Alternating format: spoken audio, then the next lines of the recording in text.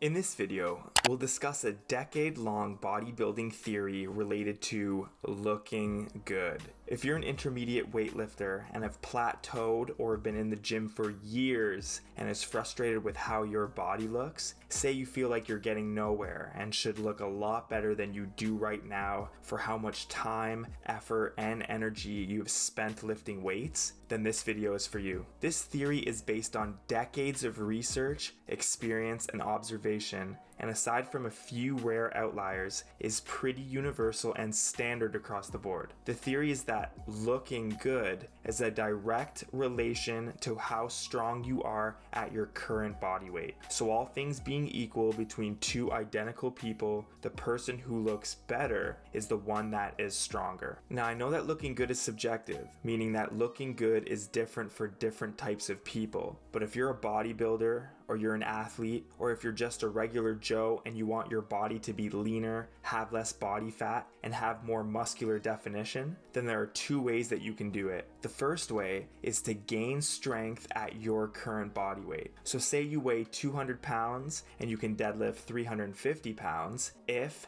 at the end of your next training cycle can now deadlift 400 pounds, then you are going to look better because you would have both gained muscle and lost some body fat. The second way is to keep the same strength but at a lower body weight. So say again you weigh 200 pounds and can deadlift 350 pounds. If you drop down to say 185 pounds and can still deadlift 350, you're going to look a lot better. In this case, you've likely only lost body fat, but that will make you look leaner and more muscular because fat has been removed and your muscles are now more visible. Continuing with this theory, there are some factors that we can't equate for, like total testosterone or hormonal imbalances, muscle insertions, body type and frame, etc. But a lot of those factors are more related to how you train, expend energy, recover, and improve in the gym than it is to how you look. Meaning that yes, someone with more testosterone might improve and recover quicker than you, but if you took a snapshot at the same point in time when each person was at the same body weight and strength level, they should look very similar. So which way is easier? Well, from my personal experience, it's easier to gain strength at your current body weight than it is to maintain strength at a lower one. I think this is because there are many unintended results from cutting calories.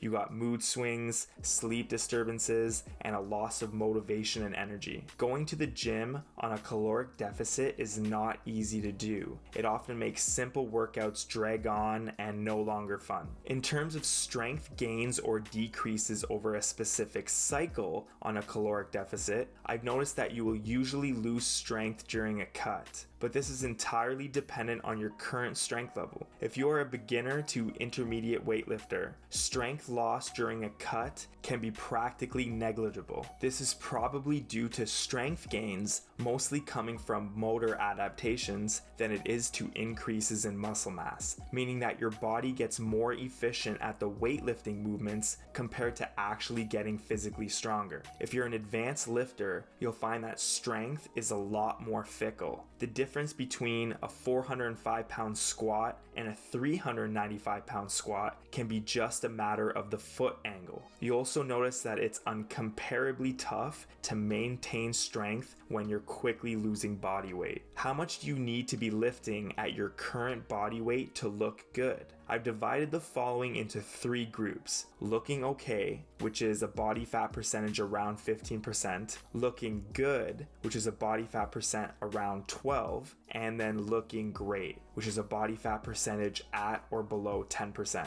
I will also show this scale for 4 different men weighing 165 pounds, 185 pounds, 205 pounds, and 225 pounds, and the strength needed for the 4 main lifts, which are the squat, deadlift, bench press, and the overhead press. And these are all presented as a 1 rep max and in pounds. It also should be noted that this scale is for an average man with an average height, let's say anywhere from 5'10 to 6'1. So first, the 165 pound man. To look okay, squat 255, deadlift 295, bench 190, overhead press 125. To look good, squat 320, deadlift 370, bench 240, overhead press 155.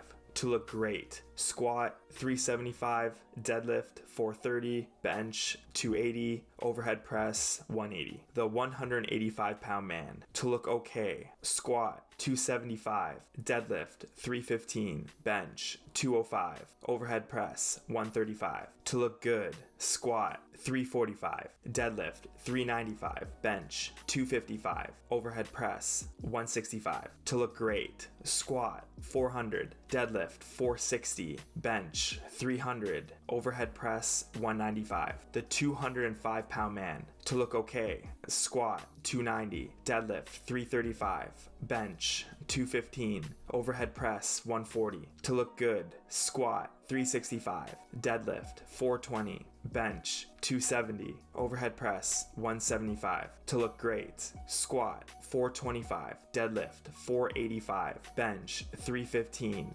overhead press 205. The 225 pound man. To look okay, squat 305, deadlift 350, bench 225, overhead press 145. To look good, squat 380, deadlift 435, bench 285, overhead press 185. To look great, squat 440, deadlift 505, bench 330, overhead press 215. This theory can be applied to females as well, but the strength milestones per pound of body weight will be a lot lower, so women can arguably look better when lifting lighter weights at a lower mass. To recap, we discussed the central bodybuilding theory in that how you look is directly related to your strength level compared to your body weight. We concluded that those who weigh more will need to lift more in order to compensate for that weight, and those that weigh less can lift less. We also went through the different strength milestones for 4 different men and determined what they would need to lift in order to look okay, good, and great. Thanks for watching.